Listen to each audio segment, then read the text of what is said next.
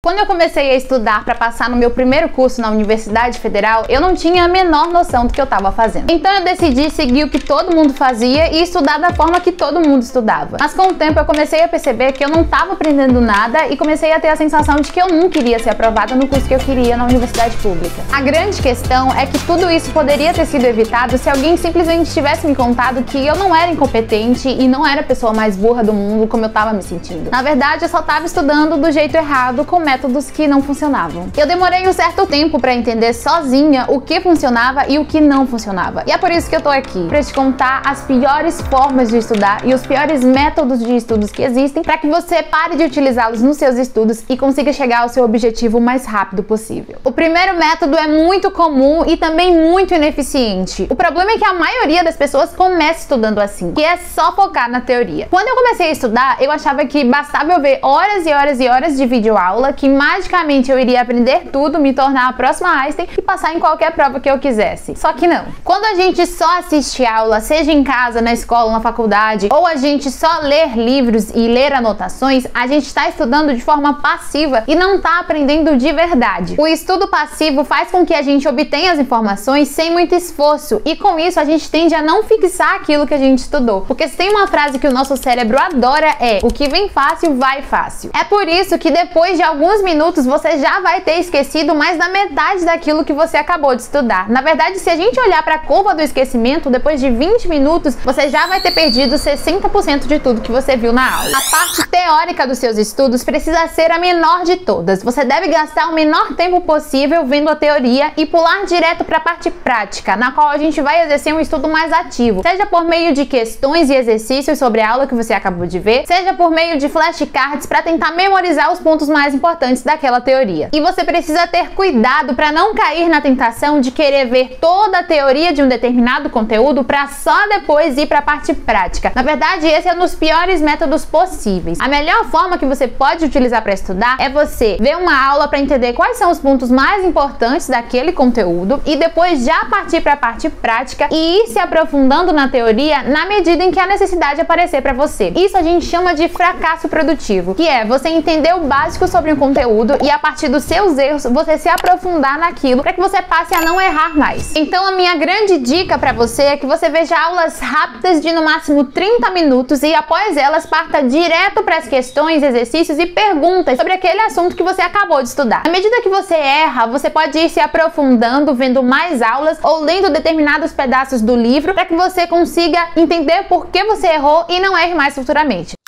Outro método muito ruim, mas que também é muito famoso, são os resumos. Você vai encontrar milhares de vídeos aqui no YouTube com uma galera te mostrando como utilizar os resumos nos seus estudos. Esse método é muito ruim, porque você aprende muito pouco a partir dos resumos que você faz. E você consegue piorar os resumos quando o que você faz é transcrever a aula que você está assistindo. Então, o professor vai falando e você vai escrevendo tudo que o professor está falando e criando ali o seu resumo, que na verdade não é um resumo, porque você basicamente copiou tudo que o professor disse na aula. E para você manter um pouquinho da informação na sua mente, você vai ter que ficar lendo e relendo aquele resumo. E vamos combinar que voltar naqueles resumos intermináveis que a gente faz é extremamente chato e pouco eficiente. Você consegue reter pouca informação daquilo que você tá lendo, porque você não tá se esforçando. É como se você estivesse obtendo uma informação de graça. E o seu cérebro não faz muita questão de guardar aquilo ali que você tá relendo. Na verdade, quanto mais esforço a gente fizer para aprender algo, mais a gente vai aprender. É só você tentar se lembrar daquele conteúdo que você passou horas e horas tentando responder questões e quebrando a cabeça e até se sentindo frustrado porque errava demais aquilo. E depois você percebeu que na verdade foi bom porque você nunca mais vai esquecer. Você fica às vezes com tanta raiva que você fala: agora eu nunca mais esqueço essa porcaria. E é exatamente isso que se trata estudar. Quanto mais esforço você faz, mais você aprende e mais você fixa memórias sobre aquele conteúdo que você estudou. Mas é claro que durante os seus estudos, enquanto você estiver assistindo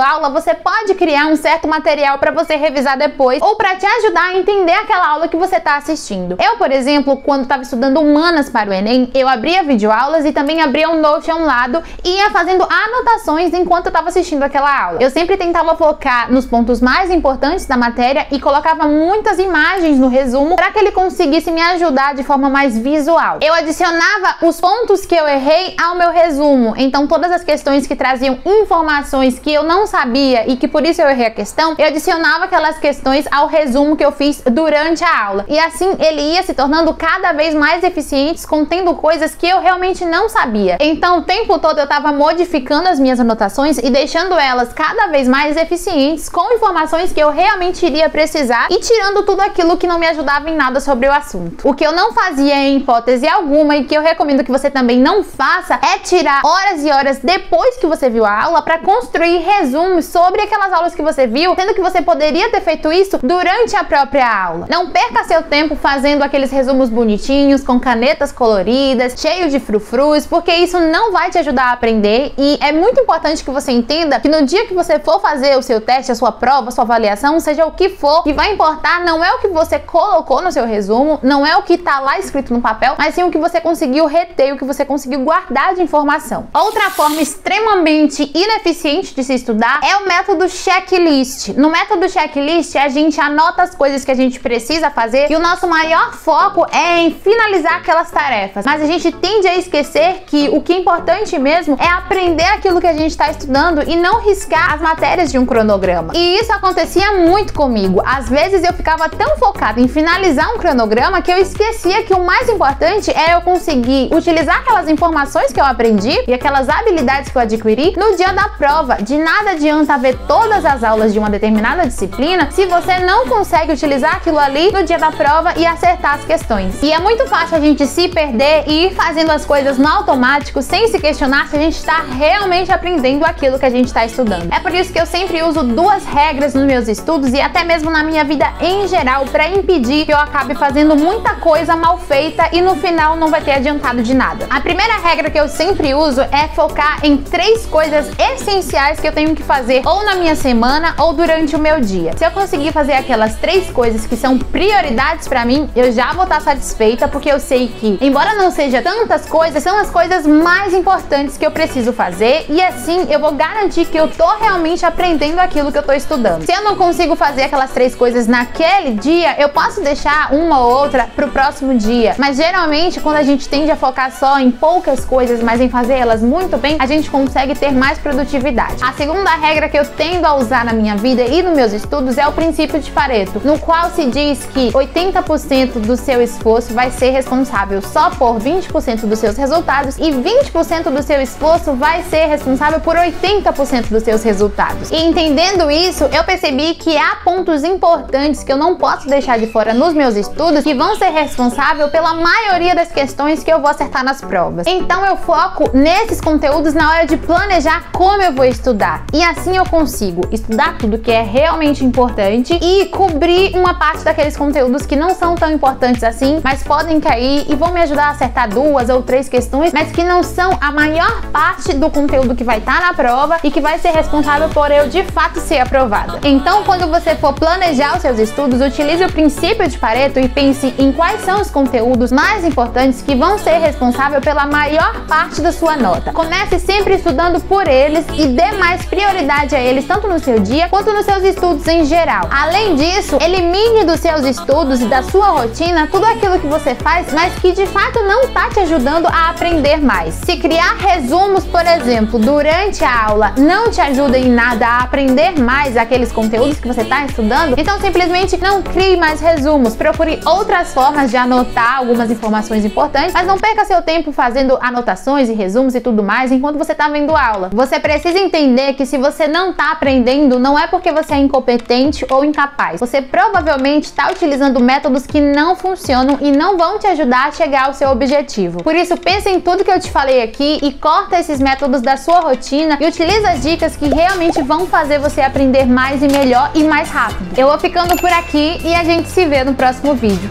Tchau!